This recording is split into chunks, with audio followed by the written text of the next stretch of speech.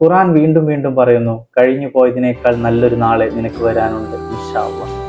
സത്യം, അത് പലപ്പോഴും നമുക്ക് ഫീൽ ചെയ്യും. അതായത് നമ്മളൊരു പ്രശ്നത്തിൽ ഇങ്ങനെ സ്റ്റക്കായി നിൽക്കുന്ന സമയത്ത് നമ്മളെ മൈൻഡ് ലൈക്ക് ഇനി എന്ത് ചെയ്യുന്ന അറിയാതെ ഇങ്ങനെ കുടുങ്ങി നിൽക്കുന്ന സമയത്തും ചിലപ്പോൾ നമ്മൾ ചെയ്യുന്ന കാര്യങ്ങളൊക്കെ നമ്മൾ ഉദ്ദേശിക്കുന്ന പോലെ പോസിറ്റീവ് അല്ല നെഗറ്റീവായിട്ടാണ് വരുന്നതെങ്കിൽ പോലും ഉള്ളിങ്ങനെ പറയും നമുക്കൊരു നല്ല സമയം വരാനുണ്ട്, അല്ലെങ്കിൽ ഈ ഒരു സമയം കടന്നു പോകും.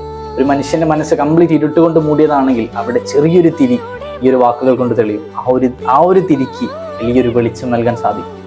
ഖുർആൻ വീണ്ടും വീണ്ടും പറയുന്നു, കഴിഞ്ഞു പോയതിനേക്കാൾ നല്ലൊരു നാളെ നിനക്ക് വരാനുണ്ട് ഇൻഷാ അല്ലാഹ്.